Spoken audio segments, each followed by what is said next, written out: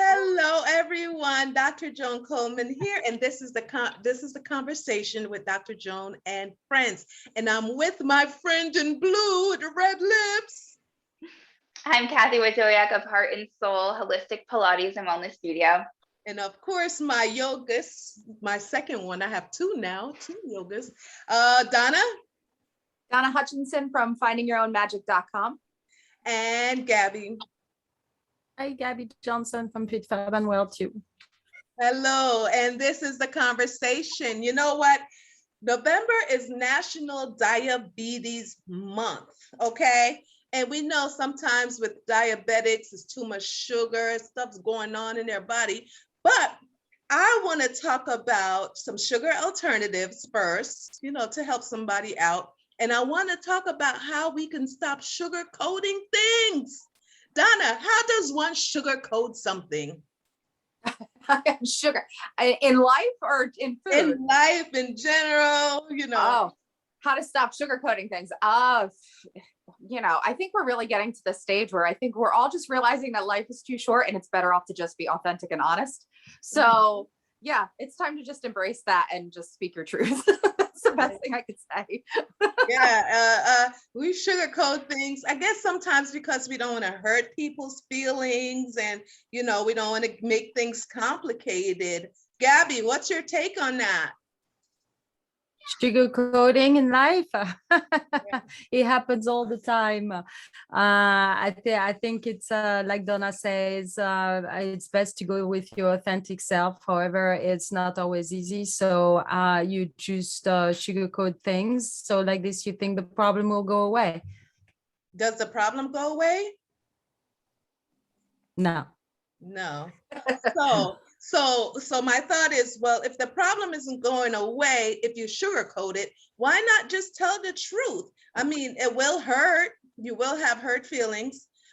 People will probably be offended because we live in a time where people get easily offended. But I've always been of this, tell me the truth.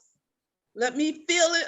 Let me go do whatever I have to do, and it will pass. Cathy, do you feel the same, or what's your take? What do you think?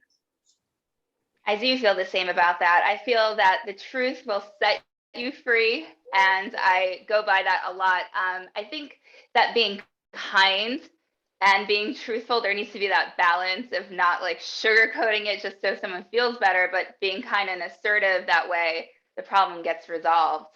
Yeah, I like that. Being kind, not just being like, whatever, and you just do, there's a way to do things. You do things with kindness and love, and you just speak your truth and in love. And sometimes it gets heated, sometimes it gets loud because, we're people, right? But Donna, how do you bring that back to where you can speak your truth in love and be calm about it and understanding and, understand what each other is saying?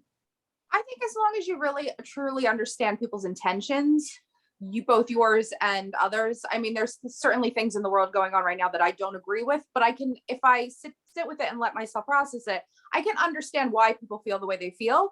And I can also find the commonality that we're all struggling with. So it's like the more you kind of recognize that and see that, the more it kind of tempers that anger. And then you can kind of speak from that calm, still place where we actually all want just connection and our truth. Yeah, you're right. That was good. And in this society where everything is like, all over the place, upheaval, whatever, we have to find that middle ground to speak our truth in love. Gabi, let's switch gears. Let's talk about sugar alternatives. Like, I know you're into that, you're healthy. What sugar alternatives can we talk about that will help someone to just go on a more natural, cleaner path? Yeah, so right now I'm on the vegan cleanse. The alternative are very short. However, I think that, anything who is natural sugar is better than refined sugar. One of my favorite is dragon fruit. That is a good one. Agave is another one. And if you're not into the vegan, then you can go with honey. So this will be, I think that also you need to look at your body type. And as we get older, we women go through different stage in life. And sugar is a huge enemy of ours in question of gaining weight, spiking your emotion, changing your skin, and so on and so on. So yeah, sugar, you should turn those labels, look at those labels, because that sugar, it's all over the place. Yeah, you're absolutely right. And you know what's funny? She said dragon fruit, but dragon fruit isn't that sweet at all, right? So I guess that would be, I think monk fruit too. Is monk fruit and dragon fruit like the same thing? They have monk fruit sweetener, which isn't sweet at all, and stevia, but I don't love any of that stuff. Cathy, do you think you could go without your honey or sugar in your tea? Because I know we love tea, right? Could you do that? I can, and I've done several sugar detoxes the past couple years. I would go like 30 days, and we'll see if I can do 60 days, and then maybe 90 days one year. And it totally changes your palate too. And when you put sugar back into your diet, it's like, whoa, like you could taste all the chemicals, and it's just not fun. But yeah, with that being said, when it comes to tea, I like to add like spices like cinnamon as an alternative to sugar.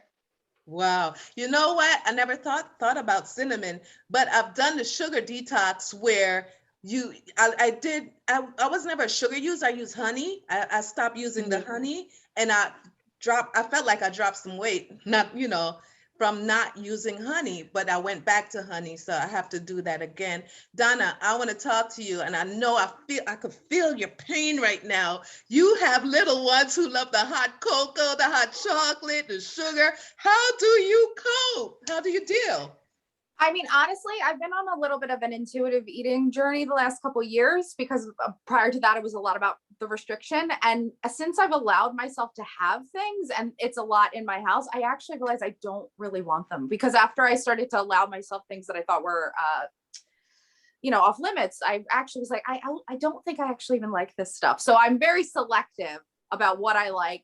Their stuff doesn't even appeal to me, but the more you sort of allow yourself in little increments and don't think you're so restrictive, the more you kind of can really detect what you actually like and don't like. And I've realized there's not really actually that much in the sweet world that I really like, so that helps. Yeah, and that's great advice. You know what?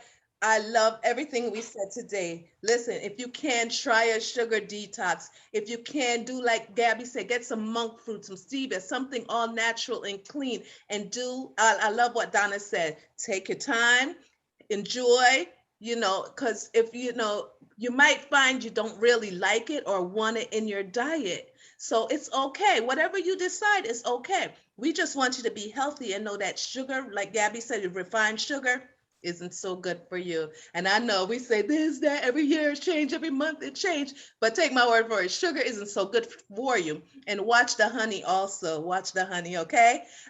Listen, we're going to introduce her. We're going to tell you who we are again, introduce ourselves again. Donna, go ahead. Donna Hutchinson, findingyourownmagic.com. Gabi. Gabi Johnson, fitfabandwelltube.com. And Cathy. Cathy Wdowiak of heartnsoulpilates.com. And this is The Conversation with Dr. Joan Coleman and friends. Thank you for watching. See you next time.